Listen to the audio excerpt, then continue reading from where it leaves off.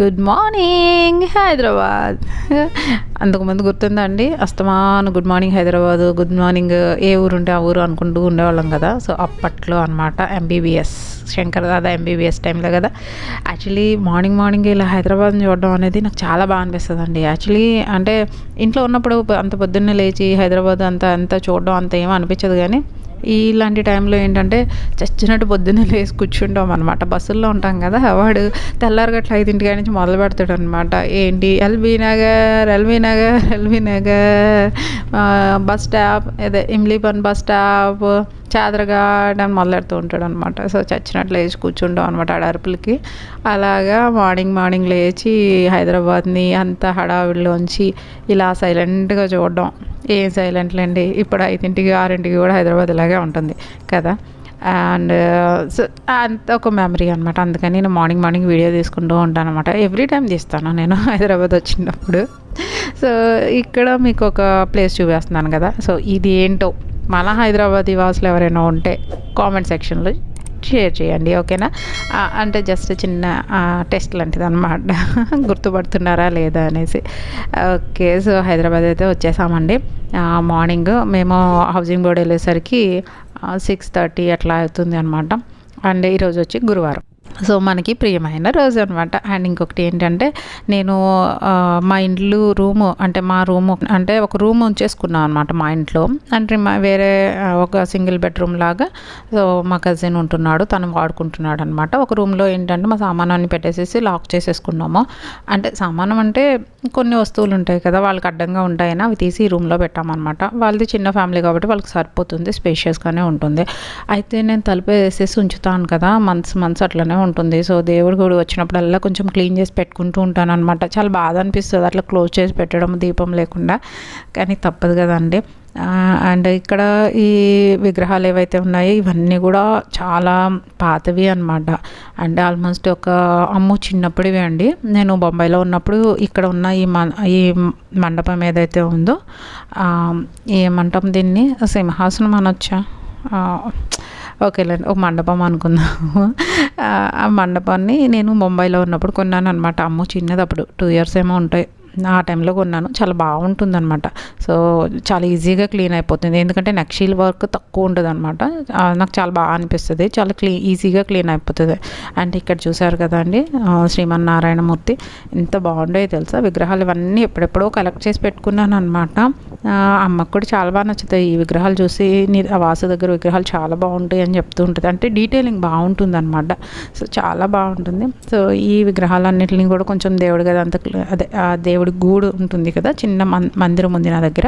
So అదంతా clean చేసేసుకొని ఇవన్నీ విగ్రహాలు అవన్నీ క్లీన్ చేసి పెట్టుకుంటున్నాను. ఎందుకంటే మళ్ళీ ఎప్పుడు వస్తామో ఏంటో తెలియదు కదండి. వచ్చినప్పుడల్లా ఫస్ట్ ఇదే పని చేస్తుంటాను అనమాట.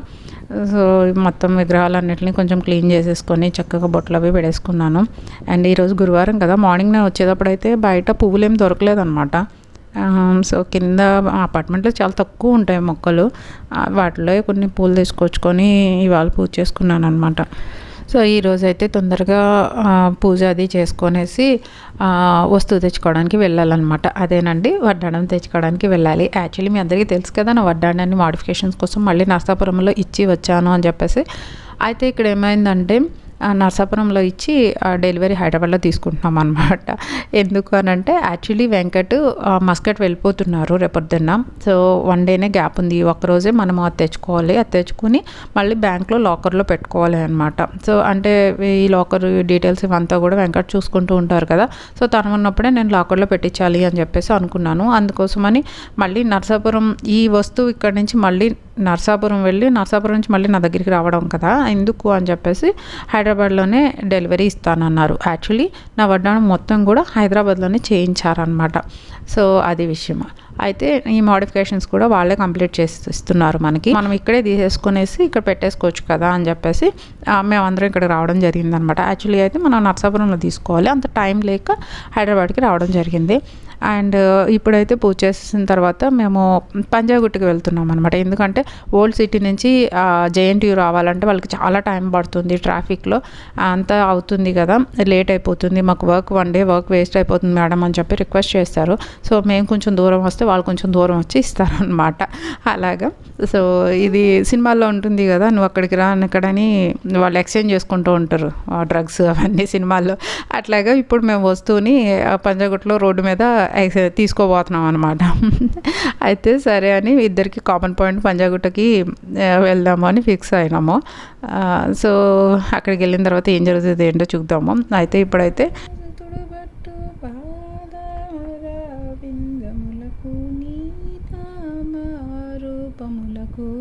నిత్య జయ మంగళం.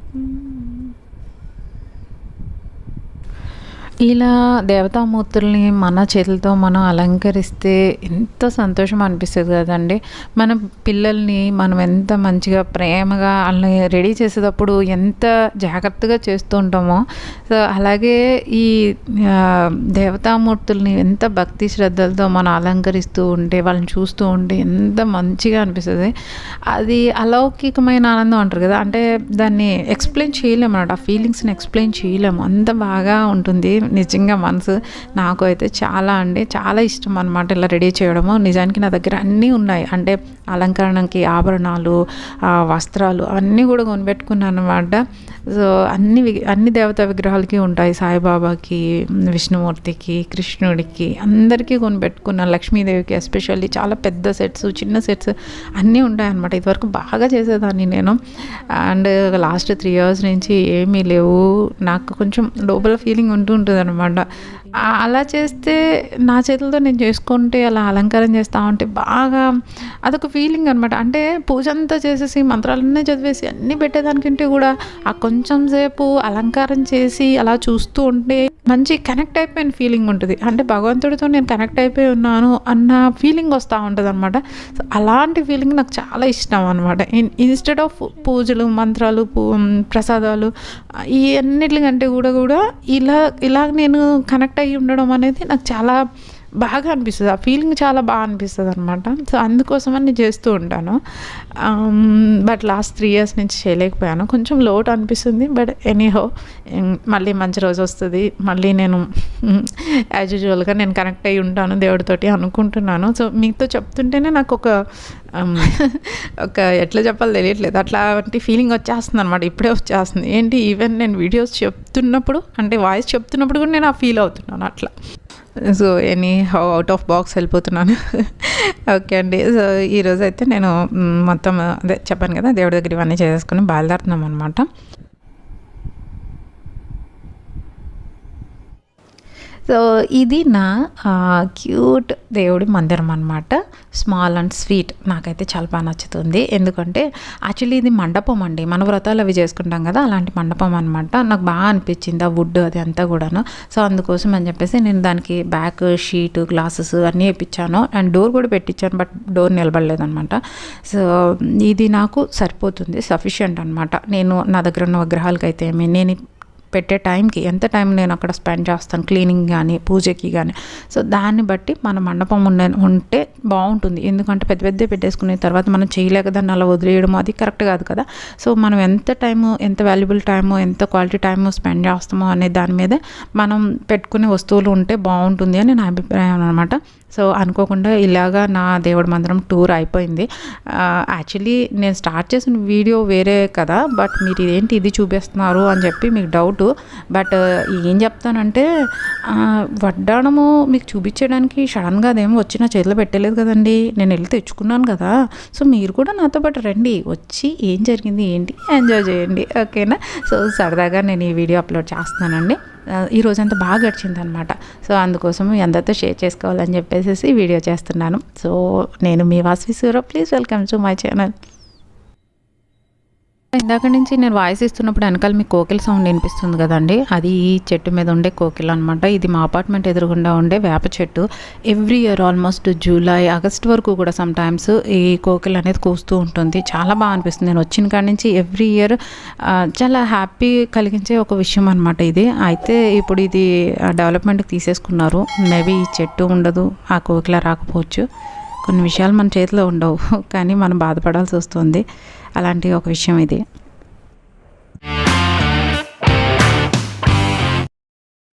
సో ఫ్రెండ్స్, చెప్పాను కదండి, మేము పంజాగుట్ట వెళ్ళి వస్తువు తెచ్చుకోవాలి అని చెప్పేసి ఇప్పుడు పంజాగుట్టలో ఉన్న సాయిబాబా టెంపుల్లో ఉన్నామన్నమాట. సో ఈ సాయిబాబా టెంపుల్ మాకు సెంటిమెంట్ అనమాట.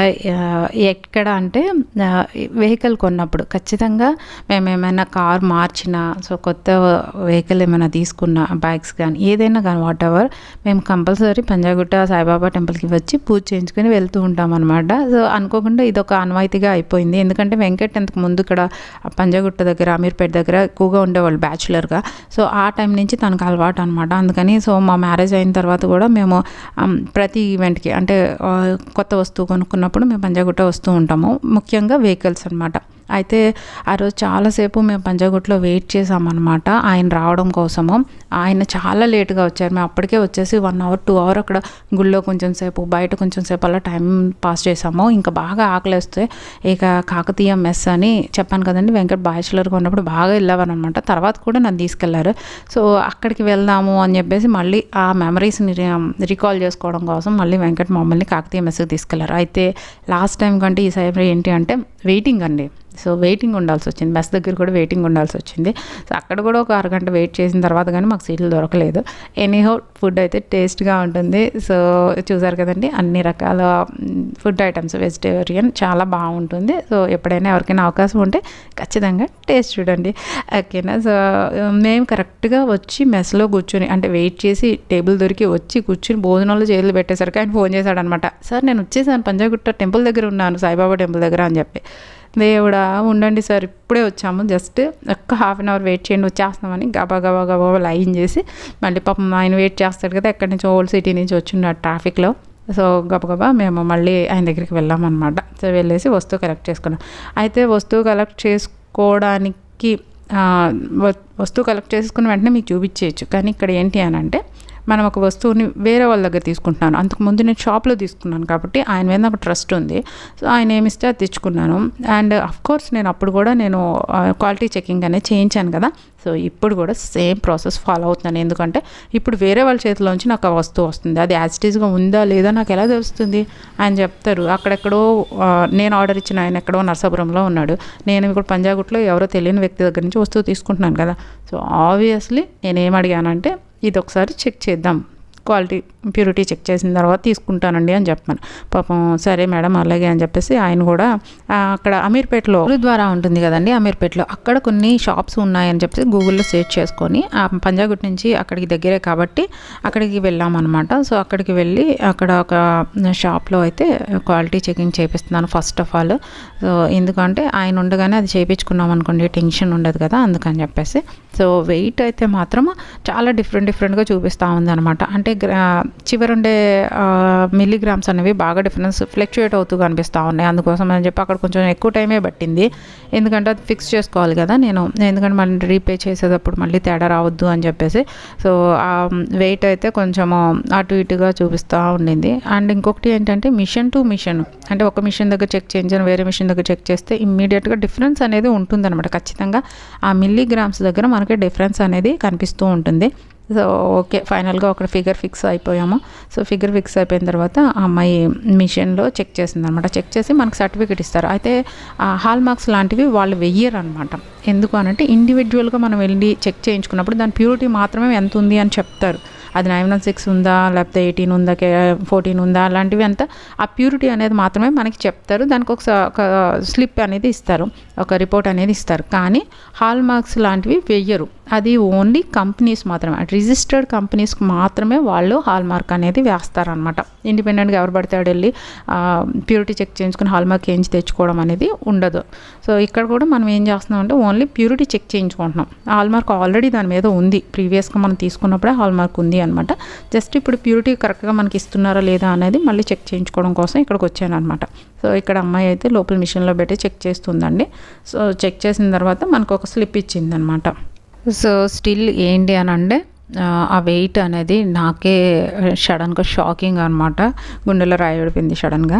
ఏంటి అని అంటే యాక్చువల్లీ చెప్పాను కదండి, ఒక 20 grams ఎక్స్పెక్ట్ చేశాను, బట్ అది 24.9 చేంజ్ వచ్చేసింది అనమాట. అంటే ఆల్మోస్ట్ ఒక 25 grams అయిపోయింది అనమాట. అమ్మో ఏంటి ఇంకా 5 grams ఎడిషనల్గానా అని చెప్పేసి నేను ఆ వెయిట్ చూస్తా కొంచెం కొంచెం లోపల టెన్షన్ పడుతూ ఉన్నాను అనమాట. సో ఫైనల్గా సర్టిఫికేట్ అయితే వచ్చేసిందండి. చూసారు కదండి, టైము మార్నింగ్ 11కి వెళ్తే 4 o'clock వరకు అక్కడే టైం సరిపోయిందనమాట. అండ్ వెయిట్ వచ్చేసేవరకు 228.9 అంటే ఆల్మోస్ట్ 29 grams, 229 grams అనేది వచ్చింది. అండ్ ఇది సర్టిఫికెట్ అనమాట, మనకి ఇచ్చిన సర్టిఫికెట్. ఇది అమీర్పేటలో ఉన్న సెంటర్ అనమాట. అయితే ఇక్కడ ప్యూరిటీ వచ్చేసరికి 91.69% ఉంది. సో యాజ్ యూజువల్గా మనకి ఇవ్వాల్సిన ప్యూరిటీ అయితే వాళ్ళు మనకి చెప్పడం జరిగింది. సో ఇలా ఏదైనా వస్తువు మనం బయట నుంచి తెచ్చుకున్నప్పుడు, పెద్ద వస్తువులు ఎస్పెషల్లీ వేరే వాళ్ళ దగ్గర నుంచి మనం తీసుకుంటున్నప్పుడు మన సేఫ్టీ కోసం, మన సాటిస్ఫాక్షన్ కోసం ఒకసారి చెక్ చేయించుకోవడం అనేది మంచి పద్ధతి అని నా అభిప్రాయం అనమాట. సో ఇప్పుడైతే వడ్డనం ఎలా ఉందో చూపించేస్తానండి.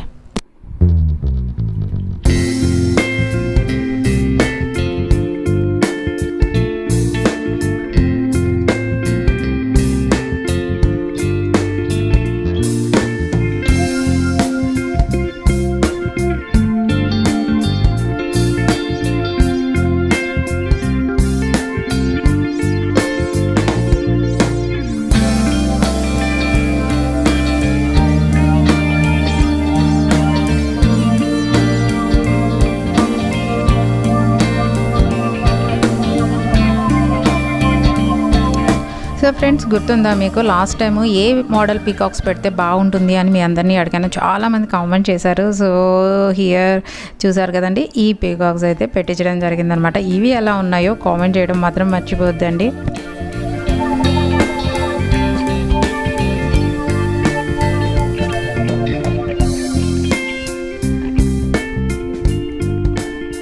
సో ఫైనల్లీ ఇది అన్నమాట ఫైనల్ లుక్ ఆఫ్ మై వడ్డాణం. యాక్చువల్లీ ముందుకి వెనక్కి జరిగింది. సో నెక్స్ట్ టైం మీరు ఎవరైనా ఇచ్చేటప్పుడు బాగా ఆలోచించి ఇవ్వండి. కోర్స్ ఇది మనం ఆలోచించడానికి ఉండదు, ఎందుకంటే చెప్పాను కదా ముందుగా, మనం ఏదైనా మాన్యువల్గా ఇస్తున్నప్పుడు అది అవుట్పుట్ వస్తేనే కానీ మనకు క్లారిటీ రాదు, కొత్తగా ఏమైనా ఆర్డర్ చేస్తున్నప్పుడు. బట్ రెడీమేడ్ అయితే మనకి ఒక క్లారిటీ అయితే పక్కా ఉంటుంది. నో ఇష్యూ అండి, నేను హ్యాపీ అనమాట. సో నేను అనుకున్నది అనుకున్నట్టుగానే వచ్చింది. అయితే నేను అనుకున్న దాంట్లో తేడా ఉంది తప్ప వాళ్ళు చేయడం దాంట్లో ఏం తేడా లేదు. కాబట్టి ఇది యాక్చువల్లీ మనం ఏం చేసామంటే ఈ పీకాక్స్ని ఎడిషనల్గా యాడ్ చేయించాము. అండ్ కింద ఉన్న డ్రాప్స్ ఏవైతే ఉన్నాయో వాటిని కూడా ఎక్స్టెండ్ చేయించాము అనమాట, 2 inches వరకు అటు ఇటు. సో ఇది అనమాట ఫైనల్ లుక్. అండ్ చాలామంది మన ఫ్రెండ్స్ అడిగారు బ్యాక్ సైడ్ ఎట్లా ఉంది అని. లాస్ట్ టైం కూడా చూపించాను, బట్ మళ్ళీ ఒకసారి చూపిస్తున్నాను. వెనకాల ఇలాగ స్క్రూ సిస్టంలోనే ఉండింది అండి. అండ్ వాళ్ళు ఇచ్చిన హాల్ మార్క్ అండ్ ఈ ప్యూరిటీ ఇవి ఉంటాయి కదా సింబల్స్, అవన్నీ కూడా అందులో వేసి ఉన్నారనమాట. సో ఇట్లా వచ్చింది అనమాట. అండ్ అడిషనల్గా పీకాక్స్ ఉన్న దానికి కూడా ఒక్కొక్క స్క్రూ యాడ్ చేయడం జరిగింది. అండ్ మనకి ఈ డ్రాప్స్ కూడా కింద వచ్చిన డ్రాప్స్ కూడా పెంచారనమాట. సో వెనకాల వీటికి ఎట్లా ఉంది తీగ చుట్టి, అండ్ అక్కడ ఇవి ఏమంటారు మరి చిన్న చిన్న నాట్స్ లాగా ఉన్నాయన్నమాట. ఇవి ఎక్కడ కూడా మనకి శారీకి కానీ దేనికి పట్టుకోవు, అలా ఓపెన్గా అయితే ఏమీ లేవు, చాలా నీట్గానే ఉండింది. సో ఫినిషింగ్ అయితే ఏం ప్రాబ్లం లేదు, చాలా బాగా వచ్చింది. సో ఇది అనమాట బ్యాక్ సైడ్. అండ్ ఇప్పుడు దీన్ని పెట్టుకుని చూపించడానికి ఇదిగోండి ఇలా పెట్టుకుని అనుకో. సో ఇలాగ టీషర్ట్ల మీద వాటి మీద పెట్టుకుని చూపిస్తే ఏం బాగుంటుంది చెప్పండి. చక్కగా చీర కట్టుకుని పెట్టుకుంటే మీకైనా అర్థమవుతుంది, దానికైనా అందం ఉంటుంది కదా. సో అదైతే కొంచెం టైం పడుతుంది. ఒక బ్లౌజ్ శారీ సెట్ చేయాలి కదా, నా దగ్గర ఉన్నాయన్నీ ఇప్పుడు నాకు పట్టట్లేదు అనమాట, బ్లౌజెస్ ఏం పట్టట్లేదు. సో దానికోసమని కొత్త బ్లౌజ్ ఓడి తెచ్చుకుని వేసుకుని అప్పుడు మీకు చూపించేస్తాను, ఓకేనా.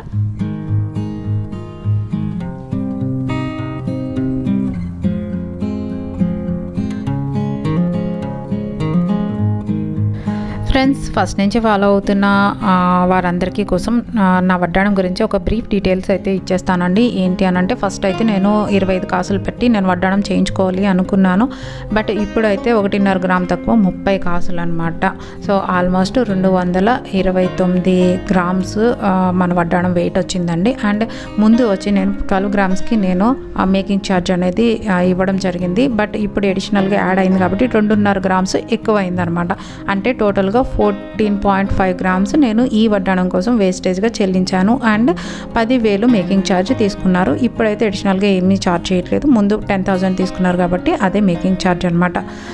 అండ్ అంతకు ముందు వచ్చేసి మనకి కొంచెం వడ్డాణం గ్యాప్గా కనిపించింది. ఇప్పుడైతే ఫుల్గా వేస్ట్ పార్ట్ మొత్తం ఫ్రంట్ లైన్ అంతా కూడా కవర్ అయిపోయిందండి. సో హెవీగా కనిపిస్తూ ఉంది. అండ్ అబౌట్ అంటే అంత వెయిట్ ఉన్న దానిలాగే మనకి కనిపిస్తూ ఉంది. కాబట్టి నాకైతే బాగానే అనిపించిందండి. మీ అందరికీ ఏమనిపించిందో కామెంట్ చేయడం మాత్రం మర్చిపోవద్దు.